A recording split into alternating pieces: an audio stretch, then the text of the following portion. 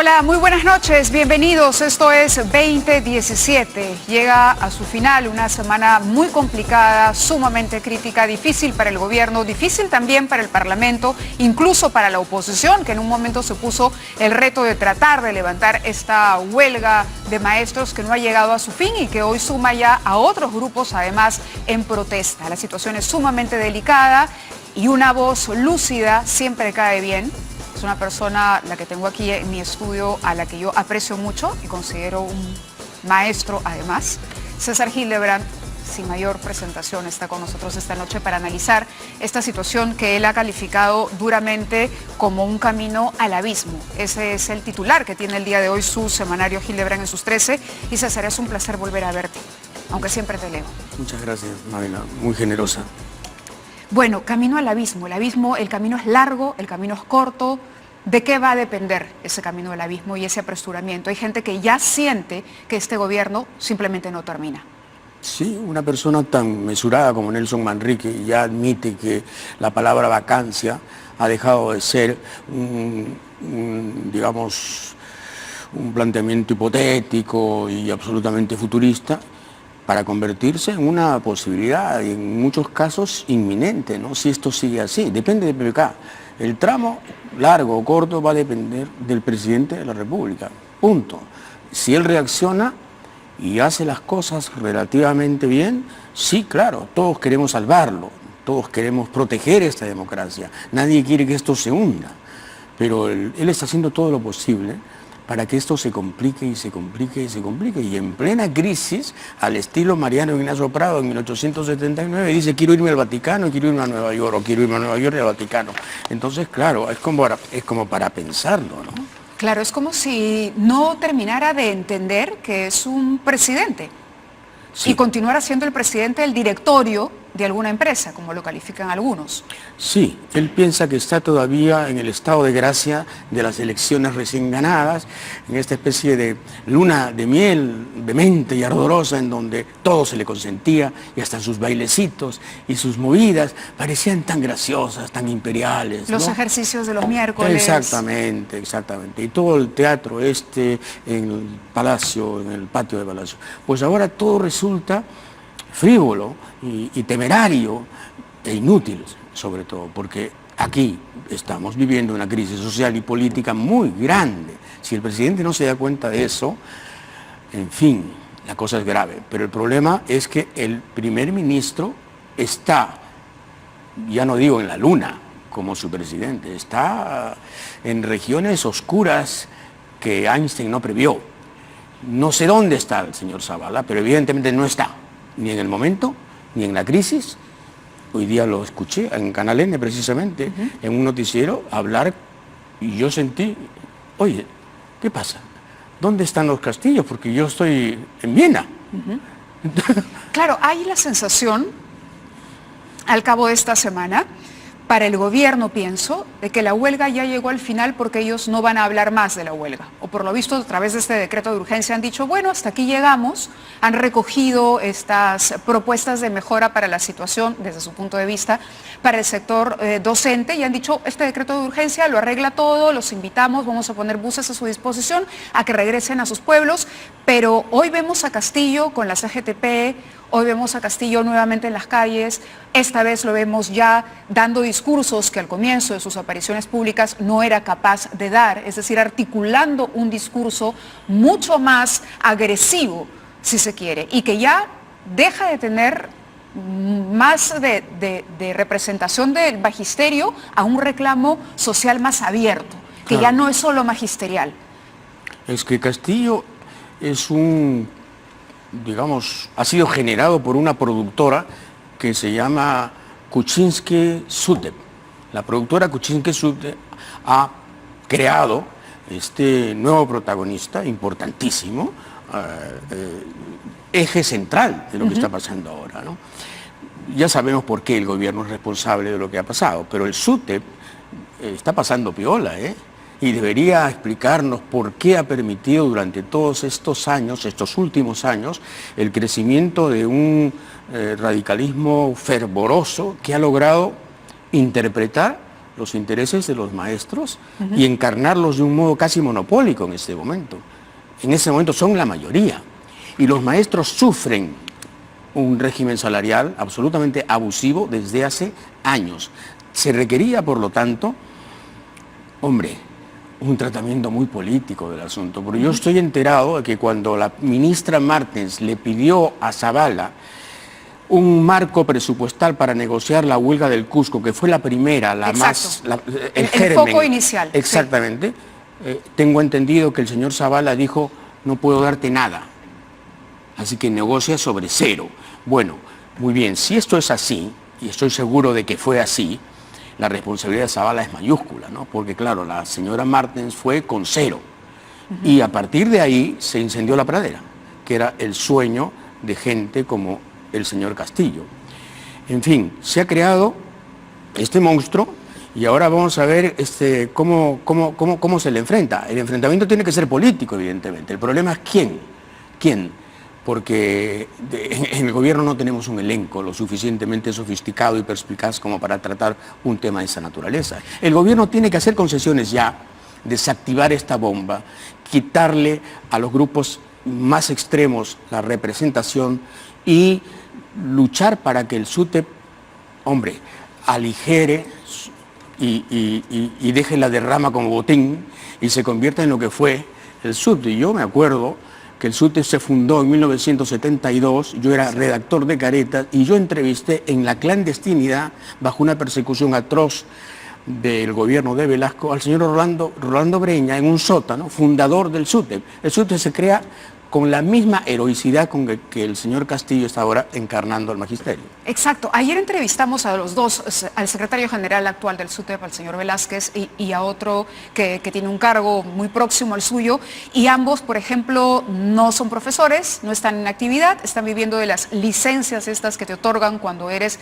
el jefe de un sindicato, y están manejando al mismo tiempo el tema de la derrama magisterial. Entonces hay un aburguesamiento de las cabezas del SUTEP. Sí, y el maestro lo ha sentido. El maestro que está en Huancavelica, el maestro que está en Puno, que tiene que dictar clase consiguiendo él con su plata tizas, porque ni siquiera llegan las tizas, se ha sentido no representado. El problema está cuando el gobierno dice, si no hay representación y Castillo no tiene un carné que diga que él es el representante, no negocio. Entonces ha cerrado los oídos y ha cerrado los ojos a la calle. ¿Cómo hacer para que Castillo tenga representatividad o cómo solucionar ese bache? Pero eso es un problema abogadil, una formalidad Pero absurda. en eso se ha parapetado el gobierno. Sí, pues, pero es que el gobierno suicida se parapeta en formalismos cuando el problema es político y no de tarjetas, ni de, ¿me entiendes?, ni de firmas, ni de carnés de representación.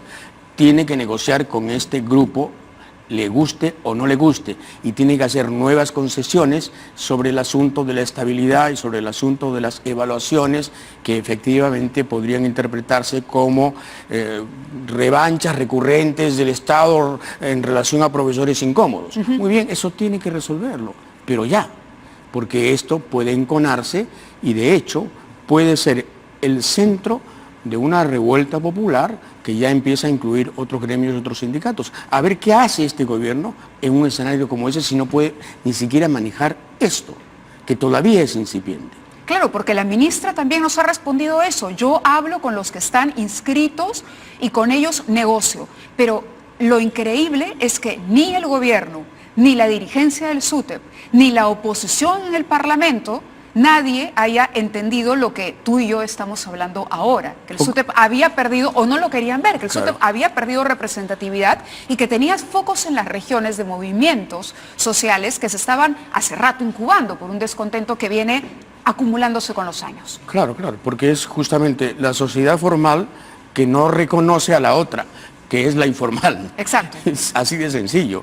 Y la informalidad en este momento gobierna al magisterio, la representa y además la interpreta de un modo vehemente y eficaz, hay que decirlo. O sea, Castillo es 10 veces más dirigente que cualquier burócrata ex-maoísta del SUTEP.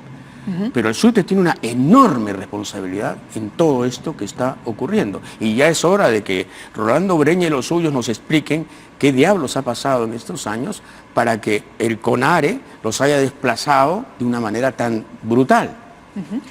Es cuando escuchas a Carlos Basombrío hablar de este vínculo, de esta influencia de Movadef y acusar a Castillo, porque ha utilizado palabras, por decirlo diplomáticas, ha utilizado frases diplomáticas, pero en el fondo lo ha acusado directamente de tener algo que ver con las nuevas caras de Sendero Luminoso. Para ponerlo en claro, él ha dicho, ¿esto ha sido un fósforo encendido lanzado a una hoguera o en efecto hay motivos para preocuparse de ese vínculo? Bueno, imagínate, si esto es así, un fósforo lanzado en una hoguera, el señor Basombrío ha contribuido con gasolina de 95 octanos, porque realmente que sus intervenciones han sido lo más torpes y lo más inoportunas que uno pueda imaginar. No está probado que el señor Castillo tenga vínculos con el Movadef. Está probado que el señor Castillo tiene vínculos con el CONARE. No está probado que CONARE y Movadef sean en ese momento sinónimos. Son evidentemente tendencias afines, pero no puede decirse que el señor Castillo es terrorista, como lo insinuó el señor Basombrío, descalificándolo para cualquier diálogo y quitándole justamente a la señora Martens la posibilidad de entablar un diálogo, casi cerrándole la puerta, él, como si él fuera la superautoridad con capacidad jurisdiccional para decirle a Martens, cuidado con hablar con ese tipo porque vas a cometer un error. Gran equivocación del señor Basombrío, porque su convicción es un poco paranoide, es decir, como nos rebasan, entonces son terroristas. No es cierto, no es cierto. ¿Que el CONARE está interesado en coger el movimiento magisterial? Por supuesto que sí. ¿Que en el Movadef hay toda una corriente política muy inteligente que está tratando de infiltrarse no solo en el magisterio, sino en todos los sindicatos? Por supuesto. Es que el problema, Mávila, es que, como lo digo o lo insinúo en mi columna de hoy, el terrorismo fue derrotado militarmente, pero no políticamente. Y no nos hemos acostumbrado al debate con el terrorismo. El terrorismo tiene también una plataforma política e ideológica. El terrorismo sigue pensando, o el maoísmo en todo caso, sigue pensando que hay una salida violenta y comunista. Comunista primero y quizá violenta después, no importa, pero hay una secuencia en la que esta sociedad va a cambiar por la fuerza. Muy bien, eso se discute. Eso no lo va a resolver Basombrío. Eso van a resolver los partidos políticos que también están pasando piola, ¿no? Están pasando piola y... ¿Qué están haciendo los partidos? Yo me preguntaría, primero, ¿dónde están? Y si están, y si existen. Claro, ahora último los vimos interesados efectivamente en intermediar. Sí. Y creo que Del Castillo lo hizo muy bien, hizo todo lo que pudo, junto con otros representantes del Congreso, pero claro, un poco tarde, ¿no? Un poco tarde. Pero evidentemente la partidocracia tiene que reaccionar. Tenemos que reaccionar todos como sociedad frente a este problema, que es una amenaza. Es una amenaza que ya la conocemos y ya sabemos en qué termina. Hace muchos años, recuerdo mucho y claramente que me dijiste, cuando el cáncer era una enfermedad incurable, me dijiste, el terrorismo en el Perú es como un cáncer. Claro, hoy el cáncer, si se detecta a tiempo y si recibe los tratamientos adecuados, quizá ya no sea una enfermedad incurable. Pero en ese momento me dijiste, si las distancias sociales continúan en el Perú como está, siempre habrá caldo de cultivo para el terrorismo. Si la estrategia hoy es pelear con ideas, teniendo en cuenta cómo están nuestros partidos, es decir, quienes entrarían a discutir, ¿no es cierto?, ideas con el Movadef y con estas otras plataformas, ¿tú estarías de acuerdo en permitirles participación política, así como están las cosas hoy? Es que la otra vía es que el caldero empiece a hervir y no tenga desahogos ni salidas. Si ellos quieren convertirse en partido político, renunciando a la lucha armada, hombre, ¿no ha pasado en Colombia? ¿No está pasando en España con ETA? ¿No pasó en el Reino Unido con Sinn Féin y con los que fueron los terroristas más perversos de Dublín? ¿Quiénes somos nosotros para decir, es que el Perú es especial, aquí nadie retrocede y aquí, en fin, los rencores son invictos y el pasado manda? No, pues. ¿Pero qué tienes frente a Movadef? ¿Fuerza Popular? Tendrían, eso sí, que por supuesto, renunciar a la política de la lucha armada y de la violencia y del terrorismo. Pero si quieren convertirse en partido político, bienvenidos, hombre, puente de plata. Hay que ser muy torpe para decirle no al adversario que quiere transformarse y quiere tener una vía pacífica de presencia, de protagonismo. El que nos está escuchando podría de pronto sentir que esto es un riesgo muy alto, porque frente a esa propuesta, a esa participación política que eventualmente podría tener Movadef, tienes Peronos por el Cambio, ¿qué es Peronos por el Cambio? El APRA, ¿qué queda del APRA? Fuerza Popular, Kenji Fujimori. ¿Quién podría desde el otro lado combatir ideológicamente o tener un debate de ideas con esa gente del Movadef? Pero es que en política no hay vacíos, ¿no? Surgirán, pues, el partido de Guzmán de pronto adquirirá un relieve que en este momento ni siquiera presentimos. Habrá otras posibilidades de que la sociedad se articule, se exprese o reorganice sus propios partidos. El APRA, por ejemplo, está en un periodo en el que si las bases hacen lo que pretenden, que es sacar a toda esta gente rara que se ha metido en un congreso fraudulento, el APRA va a reactivarse, sin lugar a dudas. Pero entonces es la sociedad la que reacciona y son los partidos, el sistema linfático de la sociedad, si se quiere, ¿no? Tiene que venir el cambio desde la sociedad, porque... Es que no hay otra. Claro, el escenario, fíjate, para manejar una huelga de profesores con pedidos concretos. El presidente se reúne, no se levanta la huelga. La ministra habla, no se levanta la huelga. ¿Cuántas veces se han tomado fotos con los presidentes regionales y han dicho, el lunes ya todo está maravilloso, lindo, ya están regresando? La huelga seguía sin levantarse. Una comisión de parlamentarios, ¿no?, bien intencionados, con Del Castillo en el grupo, se reúne con los maestros y salen con cara de velorio. Luego Fuerza Popular dice, no, nosotros vamos a salvar, porque jugaron, yo entiendo que jugaron la carta, sí, no participamos del primer grupo porque nosotros vamos a ser los que finalmente vamos a servir de verdaderos mediadores y de verdaderos voceros de esta insatisfacción social de los profesores. Entonces sale Becerril con la señora Bartra y los dos también nuevamente con cara de velorio. Todos fracasaron. A lo que voy es a que todos aquellos que fueron elegidos por voto popular y que tienen en sus manos la representación y el principio de autoridad, ejercer el principio de autoridad, fallaron. Ninguno pudo con Castillo. Entonces lo que asusta es que hoy será Castillo y mañana será otro y pasado otro y traspasado otro. Y nos quedan todavía... Pero entonces, ¿cuál es la lección? ¿Cuál es, digamos, la lección que podemos sacar de todo esto? Que tenemos una fragilidad tremenda desde nuestra democracia como la conocemos en la formalidad. Es decir, la democracia formal en el Perú... ¿La lección no será que la democracia nuestra es una democracia demasiado formalista y que no tiene arraigo popular y que se ha divorciado de la sociedad en muchos sentidos y que la sociedad empieza a creer que esto es una especie de superestructura frívola que no la encarna y que no representa sus intereses, y ese divorcio no puede producir violencias como esta, insatisfacciones como esta? Sí, puede ser también, ¿no? El país formal es uno. Tú y yo vivimos en el país formal, pero hay una inmensidad de Perú que no nos reconoce, ni nos lee, ni nos ve, ni nos quiere. ¿Por qué? Porque después de 15 años ganan 2.000 soles y trabajan en escuelas en las que los ladrillos reemplazan a las carpetas y el Estado los ha ninguneado durante 50 años. Y entonces han encontrado una gran oportunidad para decirle al Estado, basta. Fatalmente, esto nos coge en el momento en que un presidente distraído, estratosférico, nos gobierna. Un presidente al que le has dicho hoy, piensa en cómo quiere ser recordado, reflexiona sobre cómo fue tu elección y ten en cuenta a quienes les debes tu llegada al poder. Ciertamente, Pedro Pablo Kuczynski llegó por el voto anti-Keiko Fujimori, esa es la verdad. Así es. El voto anti-Keiko lo llevó, creo que ni él esperaba ser presidente. ¿Cómo examinas el rol de Fuerza Popular en tanto oposición? Bueno, Fuerza Popular está jugando al fracaso del gobierno, no tengo ninguna duda. Está, digamos, desarrollando todas sus inteligencias y operando con todos sus funcionarios para que al gobierno le vaya muy mal. Es su papel.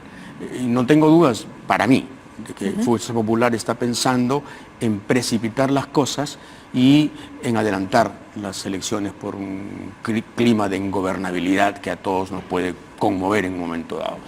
Ese es su papel. Ahora, allá ellos. Pero Kuczynski tiene una oportunidad que es, se la sugiero en algún momento en esta columna irreverente y probablemente inútil, como lo digo en el título, de consejos, un gabinete multipartidario, en donde no esté el fujimorismo, que es la fuerza natural de contrapeso en el Congreso, pero en donde estén los demás partidos. No importa cuán frágiles sean ahora, alguna representación tienen. Y entonces un gabinete multipartidario podría perfectamente permitirnos encarar esto de otras maneras.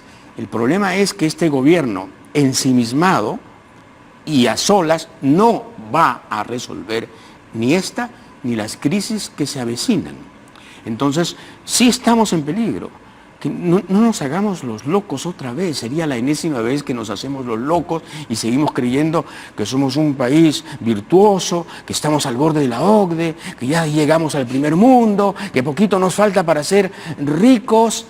No, estamos en crisis política porque viene una crisis económica.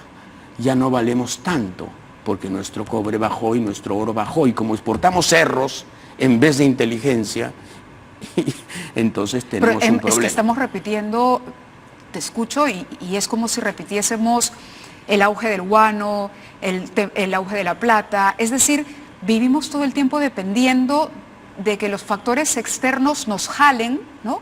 Nos favorezcan los vientos, entonces vamos con el viento a favor, pero por sí mismos pareciera que no hay una iniciativa. Cada vez que vienen vientos en contra, esto debería provocar una reacción.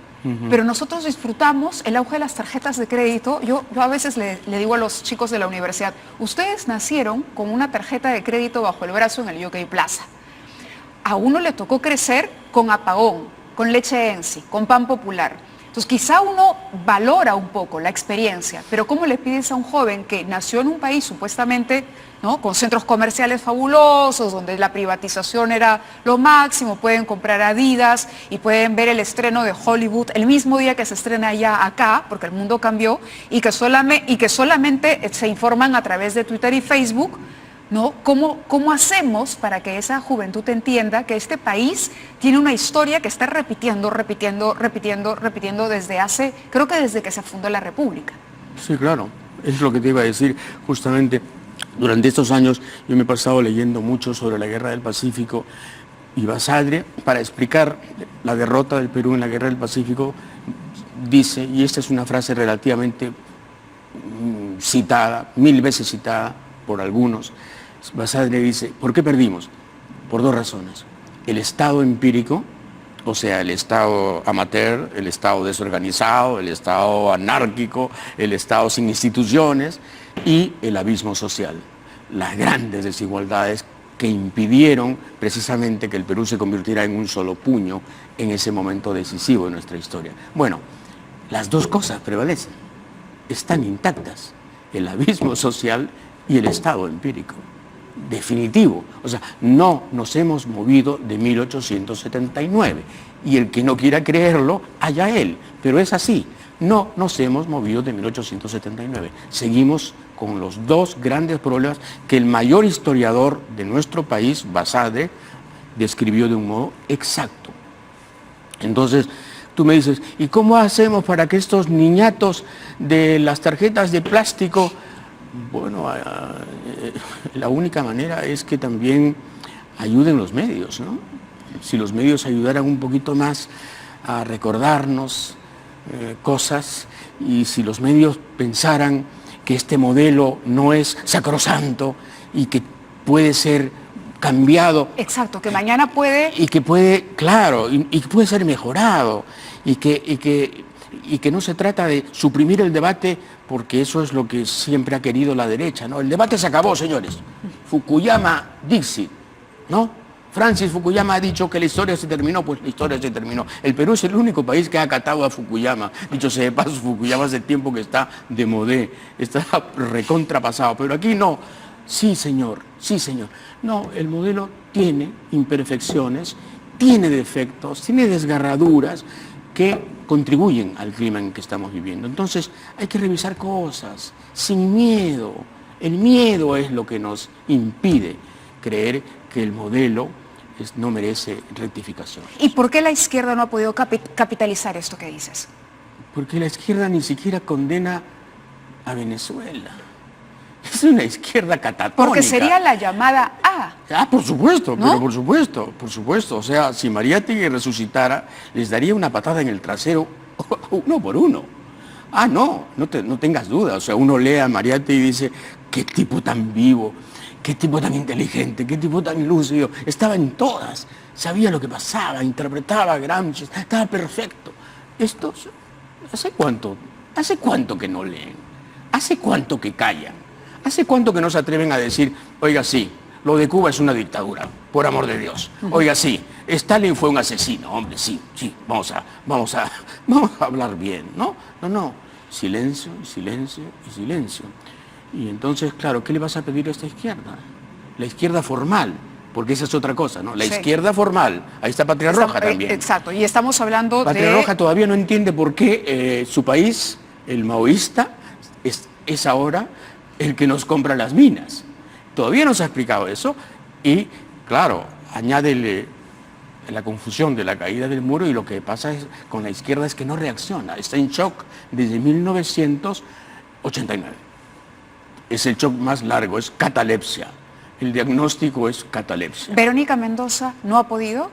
No ha podido. En algún momento leí que te había sorprendido gratamente su participación en las elecciones. Tiene muchos méritos Verónica Mendoza, pero no puede con la inercia. La inercia es muy grande. El peso que tiene la resignación y el no pensar es inmenso, ¿no? Necesitaríamos un nuevo Mariátegui. Hay que buscar, hay que poner un aviso. Sí. Perdón, José Carlos, ¿ah? No. José Carlos. Acá está. Ya. Porque creías que iba a pensar que no, está bien. Siempre es bueno aclarar. Siempre es bueno llamamos aclarar. a Aldo. No. Siempre es bueno aclarar. El otro tema es, viene esta crisis de Fujimori, que quizá yo la he visto mucho más, no he visto las anteriores, pero siento que lo que vino después de Fujimori, después de este gran revolcón que fue, ¿no? Nos puso la mugre con los Vladivideos expuestos en la cara y la desilusión total. Todo lo que vino después, hoy nuevamente está, o sea, ninguno se salvó. A eso quiero llegar. Pero fue el mejor momento del Perú de los últimos años, ¿eh? Claro, pero lo que vino después... Fue la catarsis. Sí. Nos limpiamos, jalamos, discúlpame el término, la cadena, desatoramos al país, fuimos limpios, vino Paniagua, salió toda la mugre, salió... Pero nos duró la así. gente. Ok, de acuerdo, pero fue un gran momento. Lo que pasa es que no supimos aprovechar ese gran momento para reformar las instituciones. Era el gran momento para refundar el país, ¿verdad? Y teníamos además multitudes a favor. No lo hicimos. Fatalmente vino el señor Toledo con el señor Kuczynski, no olvidemos que fue su superministro, a decir, bueno, la contrarreforma, seguimos, segundo, tercero, el cuarto, el quinto fujimorismo. Y claro, y después ya sabemos quién vino, ¿no? Entonces sí, fue un gran momento y tienes toda la razón. Yo recuerdo eso con gratitud porque era de verdad un ejercicio de la limpieza ese momento. Depuramos muchas cosas, nos enfrentamos a la verdad, eso habíamos sido. Habíamos sido gente que negociaba cabezas en una salita del CIN, gente que vendía conciencias y compraba conciencias en una salita del CIN. Eso también éramos. Y la confrontación con la verdad siempre es salvadora. Yo creo en eso, yo creo en la terapia de la verdad. Por muy dura que sea, ¿no? Pero es que esa es la terapia de la verdad, tiene que ser dura. No hay verdades a medias, ¿no? Y ahora nos negamos a eso, ¿no? Nos negamos a reconocer que estamos en un problema, que estamos en una crisis, que estamos en un camino a un impasse social, camino a una confrontación social. y tenemos que reaccionar. Yo solo pido que reaccionemos, que juntemos lo mejor que tenemos, y tenemos cosas buenas, y enfrentemos esto. ¿Cuáles son esas cosas buenas? Con lucidez. Por ejemplo, tenemos una enorme capacidad de resistencia.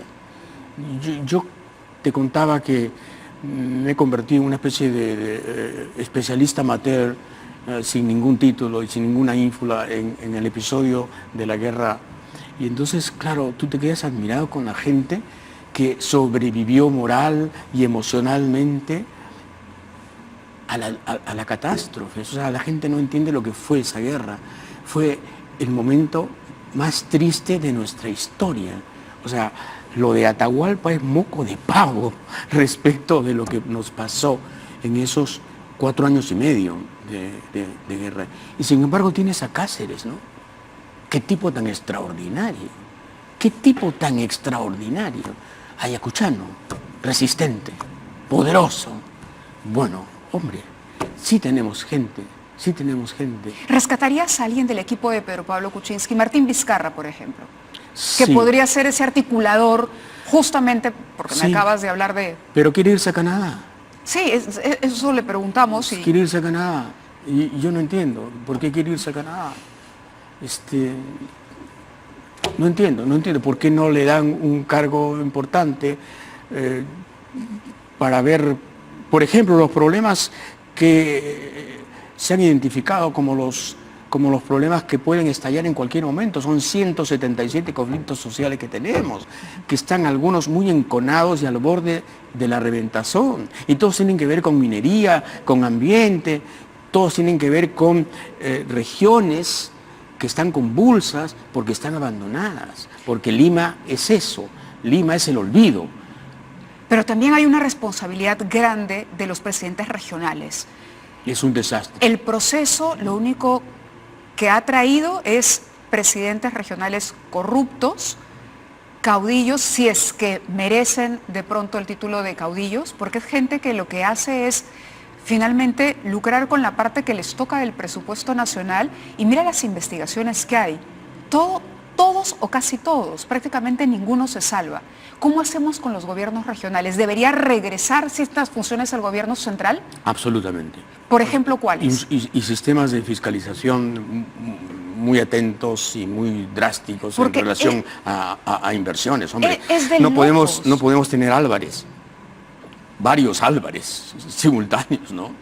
Es imposible, porque es desacreditar una gran idea, que es la idea justamente de descentralizar el país y hacer que las regiones asuman sus propios desafíos con sus perspectivas, ¿no? Desde sus perspectivas. Y con gente que conoce la realidad y que conoce sus problemas y que finalmente está viviéndolo día a día. El modelo Toledo ha fracasado.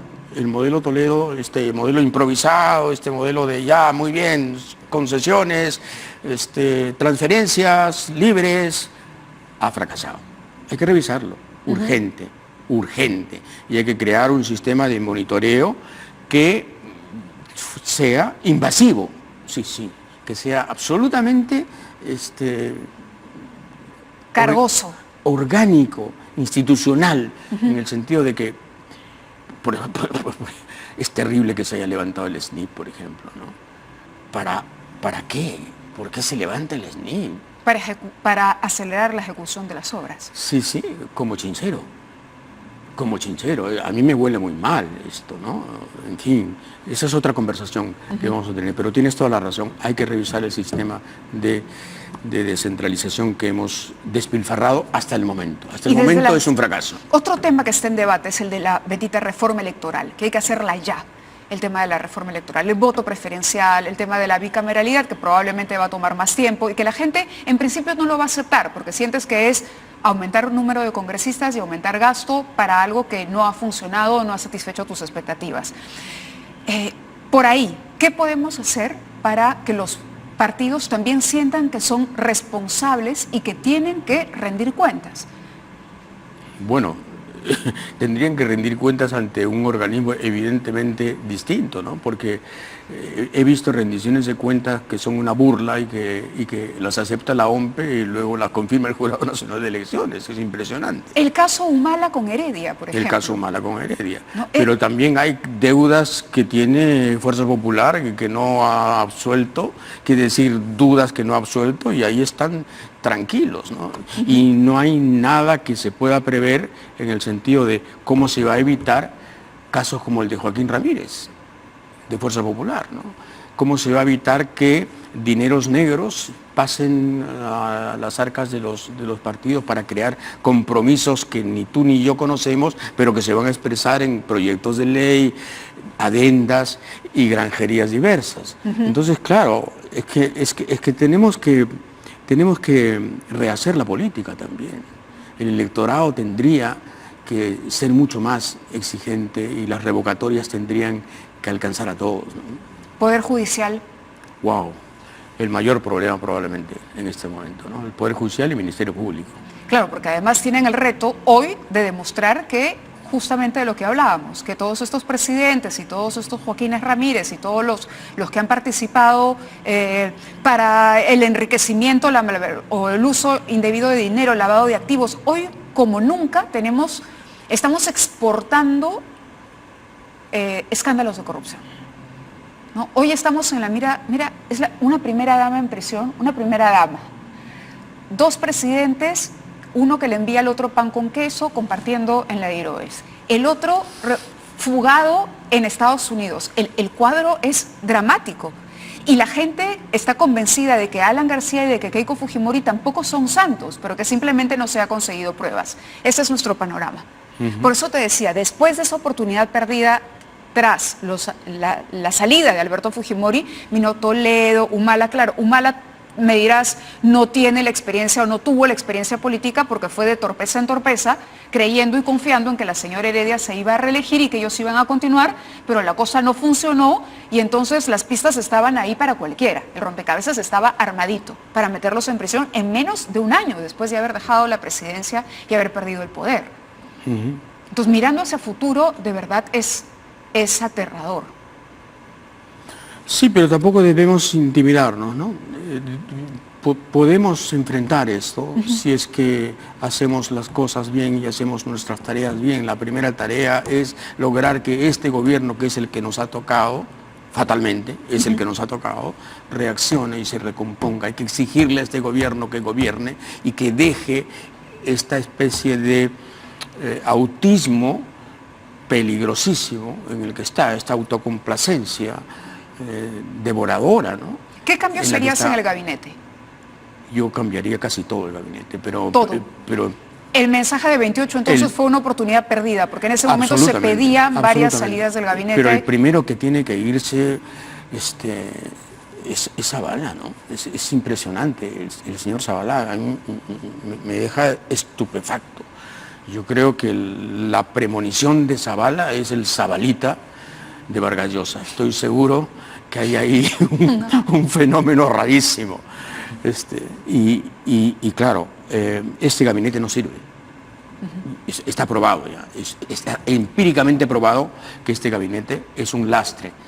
Ahora, ¿tendrá el presidente los bríos suficientes como para efectivamente recomponerlo?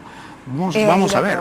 La otra opción es el deterioro constante, diario, permanente, hasta que un día asistamos a un país en donde la anarquía se haya instaurado casi como gobierno, ¿no? Y la anarquía gobernará el Perú si seguimos así, no tengo dudas. Muy bien, ¿y qué haremos ahí? ¿Le tocaremos la puerta a los militares otra vez? ¿Qué haremos? La pregunta es, ¿qué haremos? ¿Qué haremos todos? ¿Qué harán los que se callaron? ¿Qué haremos los que quisimos advertirlo? ¿Qué harán los que no hicieron su tarea en ese momento, en este momento? Los partidos, por ejemplo, los sindicatos, por ejemplo. En fin, ahí nos veremos. El fujimorismo, esta guerra entre Keiko y Kenji, bueno, sí se puede llamar guerra, porque no sé si tú lo ves como una estrategia en conjunto o si realmente hay una fractura en el fujimorismo. Yo pienso creer, yo he empezado a creer en los últimos tiempos que Kenji sí quiere representar una opción. Lavada, sometida a cirugía plástica, vestida de otra manera, del fujimorismo, ¿no? El fujimorismo, digamos, ortodoxo, autoritario, maquinal, compacto y casi zombie, Keiko. Y él dice, no, un momentito, aquí hay puentes, aquí hay liberalismo, aquí hay tolerancia, y efectivamente está logrando crear una imagen absolutamente perversa para la hermana, porque es devastadora la comparación. No, bueno. Y cuidado, cuidado que de tanto hacerlo se la va a creer y efectivamente va a encarnar una opción distinta. El fujimorismo que pide perdón, el fujimorismo que admite sus errores y el fujimorismo que con una política de alianzas distintas está demostrando que efectivamente aprendió la lección. El fujimorismo de Keiko no aprendió nada, absolutamente nada. Me aguantas todo, me aceptas como soy, el pasado no existe y si existe lo rehago o lo borro. Museo de la Memoria, pues, ¿no? El lugar de la memoria. No me gusta esa exposición, me hace recordar el 92. El 92, por si acaso, está abolido. No hubo disolución, hubo cierre. Bueno, algo así, ¿no? ¿Tú crees entonces que él está pensando realmente en lanzarse, evaluando, de pronto no en esta próxima elección, pero sí en 2 periodos más, podría dar la talla de ser un candidato presidencial? No tengo dudas, ninguna duda. Claro que sí, por supuesto que sí. Y claro, es el heredero nato en la sociedad patriarcal japonesa, nato, por ser hombre, fatalmente, hay una misoginia nipona clarísima, de las huestes de su padre. Por supuesto que sí, desde luego. Candidato lo veo, Ajá. de todas maneras. Pero no pronto. Eso va a depender de él, va a depender de Morelli, va a depender de sus ilustres asesores, que evidentemente ¿Y crees lo están haciendo muy bien. ¿Fujimori llegará a la presidencia alguna vez? Bueno, mira, Allende candidateó 4 veces y llegó a la presidencia a la 4ª, sí. Bueno, Marine Le Pen no es un gran ejemplo, pero por ahí anda. No lo sé. Lo único que sé es que si Keiko llega tal como es, en este momento, evidentemente va a polarizar al país, la mitad del país no la quiere tal como es. Ella no puede reconocer eso, pero tendría, si fuera más lista, que admitirlo. Ella necesita un cambio. Y claro, Kenji... Un poco de sentido del humor. Kenji se le adelantó, ¿no? Claro. Ahora, lo de un poco de sentido del humor, sí. Digo...